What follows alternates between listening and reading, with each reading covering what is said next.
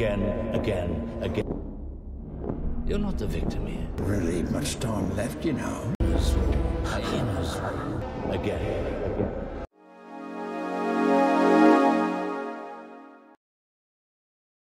Selamat siang semuanya, apa kabar hari ini? Sehat?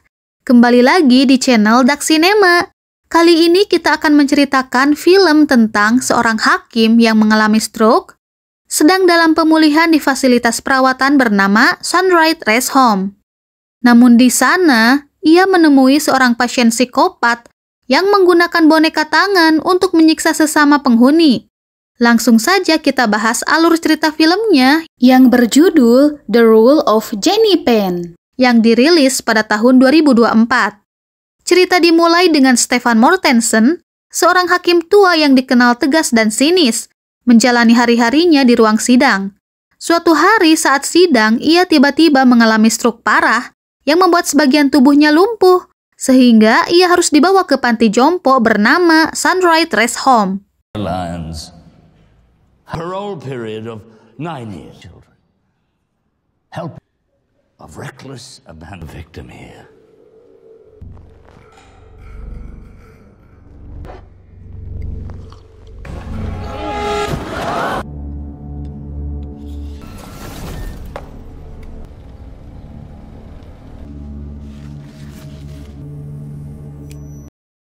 Kehidupan Stefan berubah drastis. Dari seorang pria yang berkuasa di ruang sidang, kini ia menjadi seseorang yang tergantung pada orang lain untuk kebutuhan sehari-hari.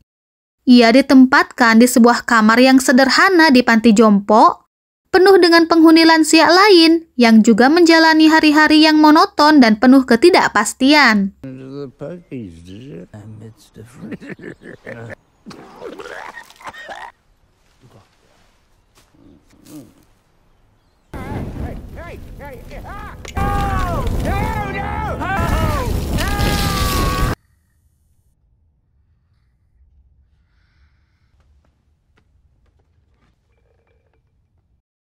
Di panti jompo, Stefan segera bertemu dengan Tony Garfield, seorang mantan pemain rugby yang tampak ramah dan menjadi salah satu teman dekat pertamanya.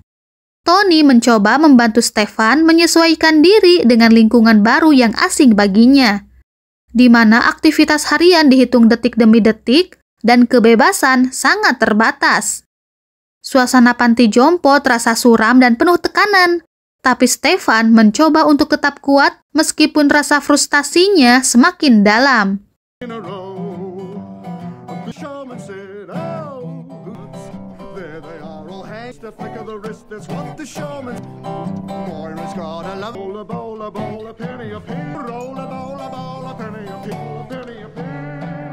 Stay clear of that lot over there. Nice. But they'll be back. I didn't want to go. Said I'd be all right. How much longer do you think? We made it very...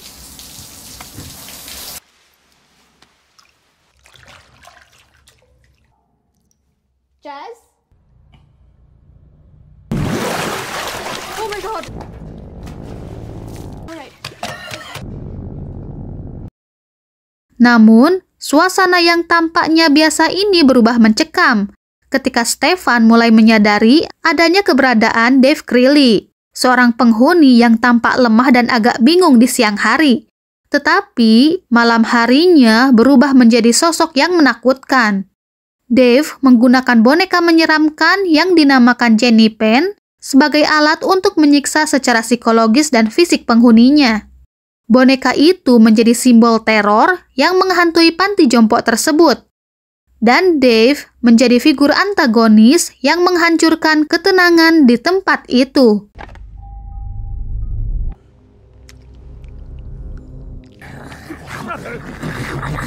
Had enough? Huh?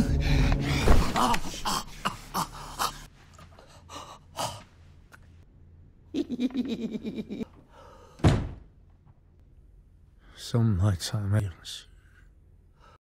Hari-hari pertamanya, Stefan dilalui dengan kesunyian dan frustasi. Ia mencoba menggambar di buku sketsanya, tapi tangannya bergetar. Ia mencoba menulis catatan, namun tulisannya nyaris tak terbaca.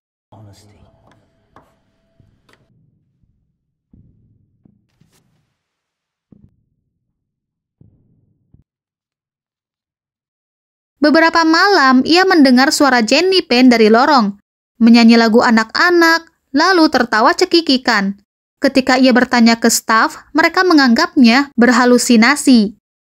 Stefan mulai merasakan ketegangan di sekelilingnya ketika ia melihat Dave melakukan hal-hal aneh di malam hari, termasuk berbicara sendiri dengan boneka tersebut dan melakukan tindakan intimidasi kepada penghuni lain. Rasa takut dan kebingungan membuat Stefan sadar bahwa ia harus berhati-hati, meski tubuhnya yang lumpuh membatasi gerakannya. Dan disitulah Stefan menyadari satu hal yang sangat menakutkan. Di tempat ini, kebenaran tak punya kuasa. Which is the bad one? Please. What demon? Bingo! Daddy's belt. Had enough? A bit more personal. Having issues, Garby? Who rules? Puppets.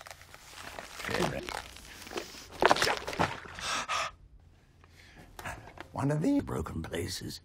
But those that partially, if you're none of these... Hey! Seiring berjalannya waktu, Dave semakin agresif. Dia mulai menargetkan Stefan dan Tony dengan teror yang sangat nyata dan berbahaya. Teror ini tidak hanya bersifat psikologis, tetapi ancaman dan intimidasi. Tapi juga berupa penyiksaan fisik. Dave menggunakan boneka Jenny Payne untuk menakut-nakuti penghuni, bahkan memanipulasi staf panti agar mereka tidak membantu Stefan dan Tony melawan kekerasannya. I feel so. Coffee tables in the hall. Now, what did I just... Oh. Oh, more. You're in. Oh. I haven't done anything. Anyone actually say something, Benny. A bit more personal. Having issues, Garby? Who rules? Puppets.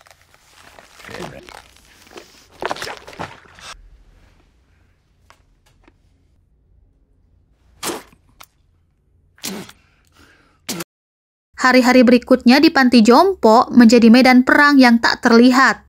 Stefan mencoba menulis laporan terperinci tentang perlakuan Dave dan Jenny Payne. Ia menuliskan segalanya dengan susah payah di buku catatannya. Kata-kata kasar dari Jenny, ancaman, suara cekikikan malam hari. Namun, ketika ia mencoba menyerahkan tulisan itu kepada kepala perawat, kertas itu telah hilang dari sakunya. Ia mencari di seluruh kamar, bahkan di tempat cucian, tapi tak ditemukan. Ia merasa diawasi dan diperdaya. Setiap kali Jenny Payne muncul, hanya Stefan yang melihat wajah aslinya. Sosok kecil menjijikkan dengan mata kaca hitam mengkilap dan suara sinis yang menyerupai anak kecil yang penuh kebencian.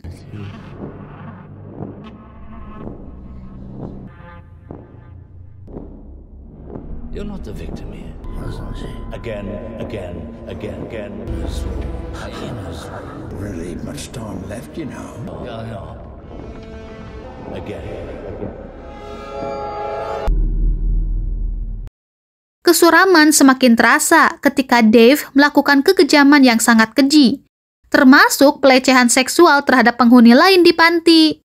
Dan Stefan menjadi saksi tanpa bisa berbuat banyak karena keterbatasan fisiknya. Malam itu Stefan mendengar suara erangan dari kamar tetangga.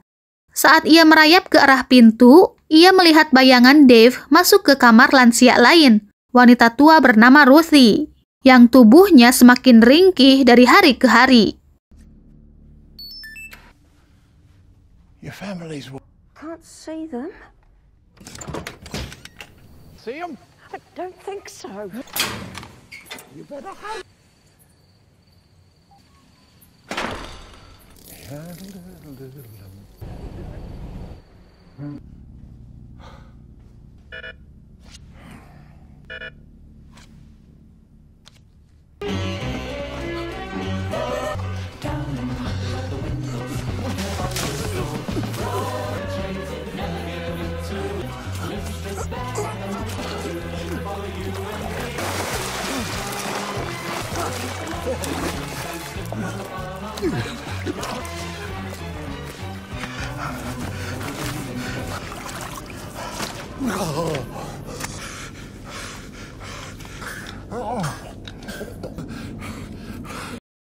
Keesokan paginya, Ruthie ditemukan meninggal dengan senyum lebar membeku di wajahnya. Para staf menyebutnya wafat dengan damai. Tapi Stefan tahu, ia tahu betul apa yang dilihatnya. Setiap hari yang berlalu menjadi pengingat betapa brutal kehidupan di panti itu ketika Dave berkuasa. Tony yang awalnya berusaha menghibur Stefan juga mulai merasakan tekanan dan bahaya dari Dave. Kekerasan Dave terhadap para penghuni semakin menjadi-jadi, membuat suasana panti jompo berubah menjadi tempat yang penuh ketegangan, ketakutan, dan kekejaman yang tersembunyi di balik dinding-dindingnya.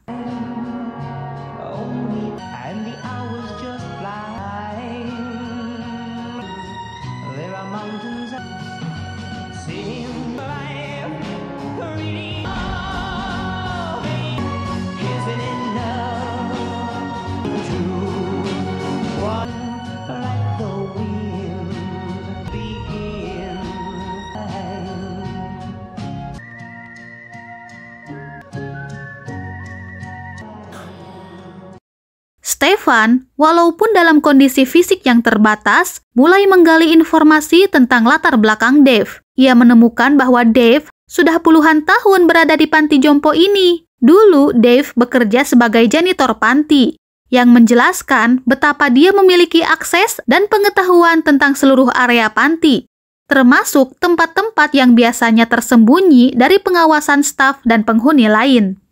Stefan kemudian mulai merencanakan perlawanan. Ia membangun semangat dan dorongan untuk melawan Dave, sekaligus memotivasi Tony yang mulai berani menyuarakan perlawanan mereka.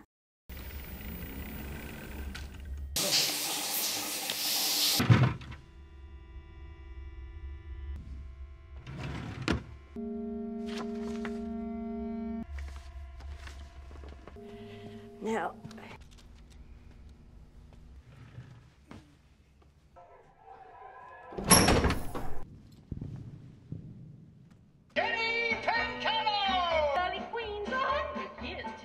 Knees up on the ground, it's your blooming birthday. I'll wake up all the time.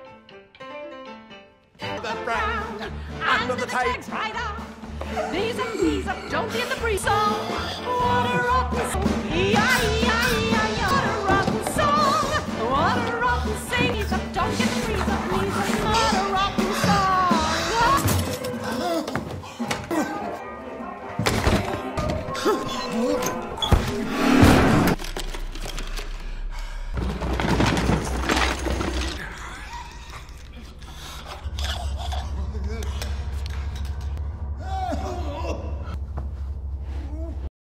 Pada suatu momen yang menegangkan di ruang makan, Tony menantang Dave secara langsung dengan melakukan haka, tarian perang khas pemain rugby sebagai simbol keberanian dan penolakan terhadap kekuasaan Dave yang menakutkan. come on, let's go.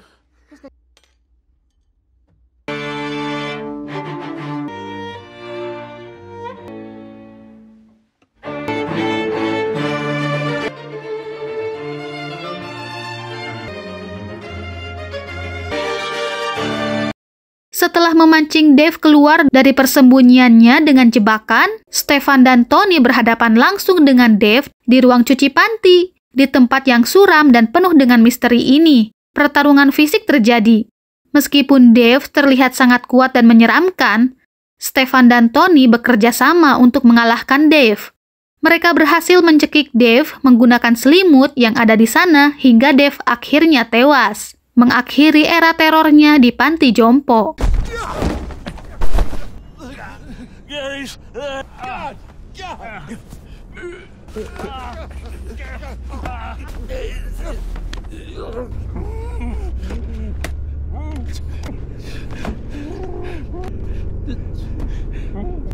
It ain't a full shot.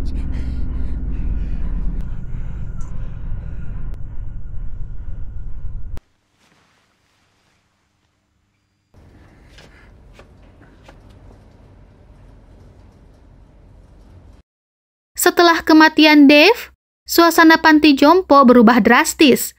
bayangan teror dan ketakutan perlahan menghilang, memberi kesempatan bagi para penghuni untuk merasakan kedamaian dan kebebasan yang telah lama hilang. Stefan yang sebelumnya lumpuh mulai menunjukkan tanda-tanda pemulihan fisik, terutama setelah beban psikologis berat dari Dave hilang. Stefan mulai membuka diri dan membangun hubungan yang lebih hangat dengan penghuni lain, termasuk Tony yang kini menjadi sahabat sejatinya.